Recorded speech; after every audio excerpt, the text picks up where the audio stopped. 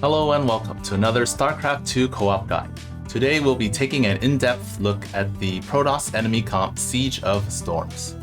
This composition is often called Phoenix Toss or Tempest Toss. Sky Toss is not really a good name because there are several Protoss air comps. If you look at the side here, the first 4 tiers are all relatively weak and the later ones hit much harder. Since the early game is the most important part of a co-op mission, this comp is generally considered pretty weak. This comp's only real strength is that Void Rays and Tempests hit really hard. However, since they come in the late game, most commanders have enough units to deal with them. Siege of Storms has plenty of weaknesses. The first one is that Phoenixes don't really hit ground units, so a large portion of the wave deals close to no damage. It also has no AoE and the units attack quite slowly. And lastly, the first wave only consists of 4 adepts, which means that you can just stall with buildings until your hero comes out at 4 minutes. Who likes fighting this comp? Raynor Bile, Artanis Masked Goons, and Stukov P3 Infested all love fighting this comp because of the lack of AoE. The enemy's slow rate of fire also means that these commanders suffer very little losses with each engagement. Tower commanders also like fighting this comp because Phoenixes don't hit ground.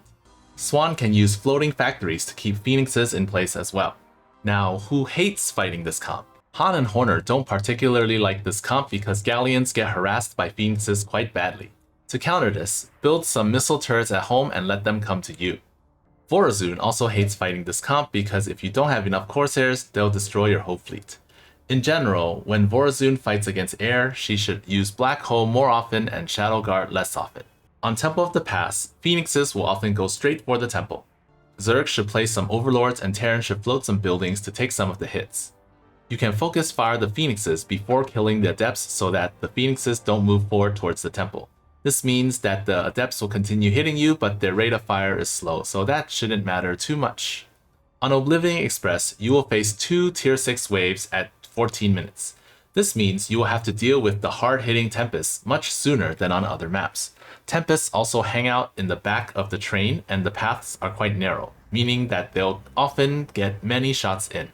On Mal Warfare, the enemies only go up to tier 5, so you won't see Tempests on this map. Phoenixes also attack Orana, so keep that in mind.